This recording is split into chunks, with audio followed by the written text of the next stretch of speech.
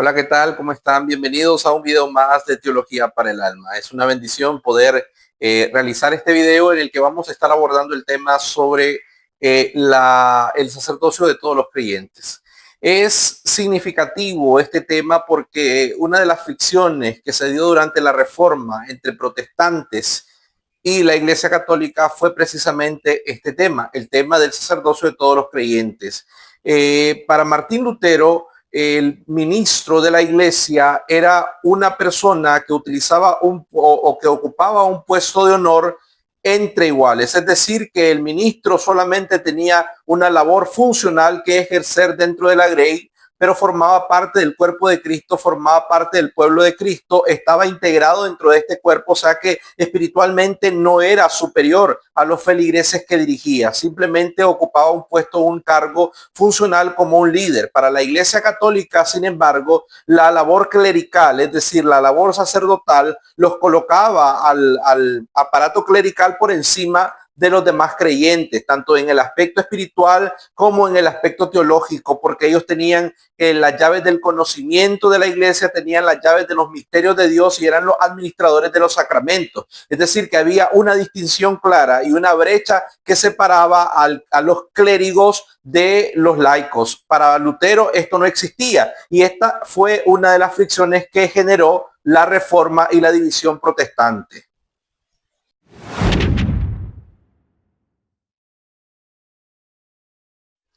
Muy temprano en el libro del Éxodo, el Señor le dejó claro a Moisés la intención de convertir a todo el pueblo de Israel en una nación de reyes y de sacerdotes. Esto se encuentra en Éxodo capítulo 19, versículos 5 y 6. Si ahora ustedes me son del todo obedientes y cumplen mi pacto, serán mi propiedad exclusiva entre todas las naciones, aunque toda la tierra me pertenece. Ustedes serán para mí un reino de sacerdotes y una nación santa. Comunícales todo esto a los israelitas. En estos versículos Dios deja claro que la intención original que tenía para el pueblo de Israel era convertir a toda la nación en una nación de reyes y de sacerdotes. Sin embargo, el evento triste que ocurrió con la adoración del becerro trastocó los planes de Dios, quien finalmente terminó eligiendo solamente a la tribu de Leví para funcionar o tener funciones sacerdotales y más específicamente al clan de Aarón.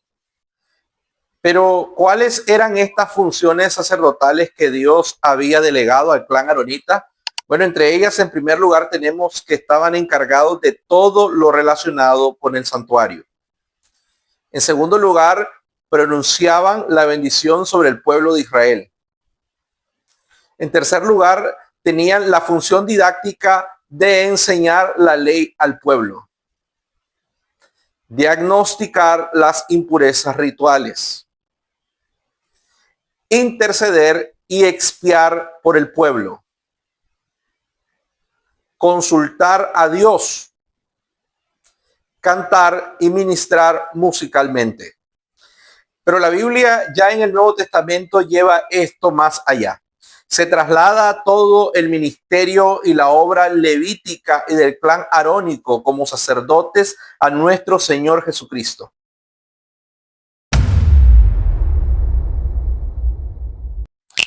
Ahora bien, el punto principal de lo que venimos diciendo es que tenemos tal sumo sacerdote, aquel que se sentó a la derecha del trono de la majestad en el cielo, el que sirve en el santuario, es decir, en el verdadero tabernáculo levantado por el Señor y no por ningún ser humano.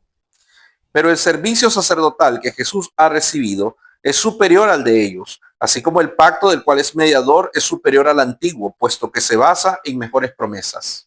Si esto es así, cuánto más la sangre de Cristo, quien por medio del Espíritu Eterno se ofreció sin mancha a Dios, purificará nuestra conciencia de las obras que conducen a la muerte, a fin de que sirvamos al Dios viviente.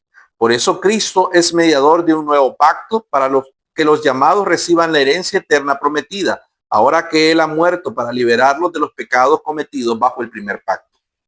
De acuerdo al Nuevo Testamento, Jesús rompió el molde sumo sacerdotal humano porque Él ofreció un sacrificio infinitamente superior al que los sacerdotes humanos ofrecían. Jesús ofreció su propia sangre y ofreció su propio sacrificio de una vez y para siempre. De esta forma, lo que Jesús hace no solamente es ampliar ni transformar, sino superar por completo lo que había sido el ministerio sumo sacerdotal. Por lo tanto, todo lo realizado en el santuario terrenal, los sacrificios, los símbolos y la tipología han sido vaciados, porque el único valor que tenían en el Antiguo Testamento lo viene a reflejar ya en el Nuevo Testamento, que era simplemente servir como una tipología, servir como una prefiguración de lo que habría de ocurrir con Cristo en la muerte en la cruz y su posterior labor sumo sacerdotal, tomando el lugar del sumo sacerdote terrenal de una forma definitiva y para siempre.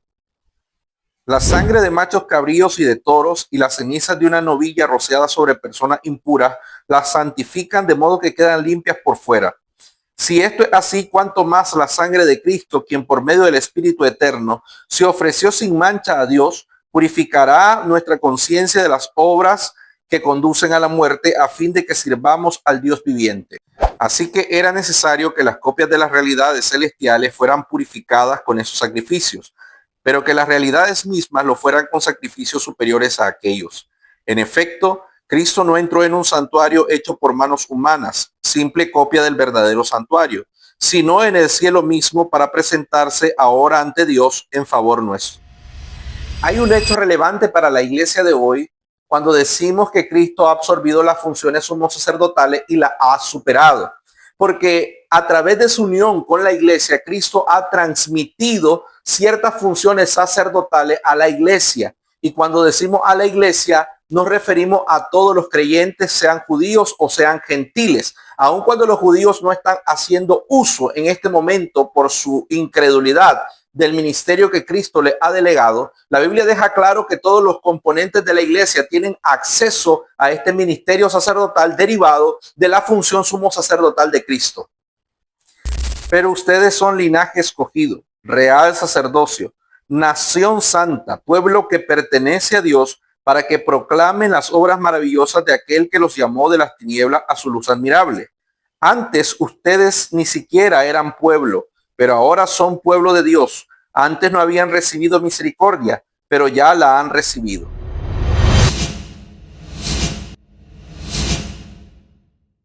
En un principio, la iglesia cristiana primitiva entendía que fuera del ministerio apostólico no existía una jerarquía espiritual superior entre los creyentes. El ministerio apostólico dentro de la iglesia cristiana tenía una función única e irrepetible dentro de la iglesia. Y voy a repetir esta parte porque es muy importante, sobre todo en estos tiempos donde están apareciendo tantos falsos apóstoles. La función apostólica, la función del ministerio apostólico dentro de la iglesia era una función única e irrepetible, y vamos a enumerar cuáles eran estas funciones. En primer lugar, el ministerio apostólico brindaba a la iglesia cristiana un testimonio vivo y presencial, es decir, fueron testigos oculares de la resurrección de Cristo. Por tanto, es preciso que se una a nosotros un testigo de la resurrección, uno de los que nos acompañaban todo el tiempo que el Señor Jesús vivió entre nosotros, desde que Juan bautizaba hasta el día en que Jesús fue llevado entre nosotros, para que se haga cargo del servicio apostólico que Judas dejó para irse al lugar que le correspondía. Salvo la excepción directa, clara y admitida por las escrituras e incluso por los demás apóstoles, el ministerio de Pablo era el único que podía testificar de la resurrección de Cristo sin haber estado presente durante la vida de Cristo. Por lo demás, el ministerio apostólico requería que el testimonio de los apóstoles fuera acompañado de un testimonio presencial de Cristo desde el momento en que fue bautizado hasta el momento en que ascendió al cielo. Eran testigos claros, contundentes, directos de que la resurrección de Cristo era un acontecimiento que había ocurrido dentro de la historia. En segundo lugar, el ministerio apostólico eran transmisores directos de las enseñanzas de Cristo. Se mantenían firmes en la enseñanza de los apóstoles, en la comunión, en el partimiento del pan y la oración. Este versículo deja claro, más bien, la importancia del testimonio y de la enseñanza, la instrucción de los apóstoles dentro del seno de la iglesia, porque ellos eran baluartes de las expresiones del testimonio y de la enseñanza de Jesucristo. Ellos manifestaban a los nuevos creyentes, a los nuevos adeptos, aquellas enseñanzas que Jesús les había transmitido. Y era de capital importancia continuar, formarse y adiestrarse en esta enseñanza de los apóstoles, puesto que era una enseñanza que provenía de una fuente directa, es decir, desde Cristo a ellos y de ellos a la iglesia. En tercer lugar, el ministerio apostólico eran administradores de las revelaciones directas de Cristo después de su resurrección. Sin duda se han enterado del plan de la gracia de Dios que Él me encomendó para ustedes. Es decir, el misterio que me dio a conocer por revelación, como ya les escribí brevemente. Al leer esto, podrán darse cuenta de que comprendo el misterio de Cristo. Este misterio que en otras generaciones no se les dio a conocer a los seres humanos, ahora se les ha revelado por el Espíritu a los santos apóstoles y profetas de Dios. Antes de su crucifixión, en la última cena, Jesús con sus apóstoles tuvo una conversación muy interesante en la que les dijo que tenía muchas cosas que decirles, pero que ellos no la podían sobrellevar.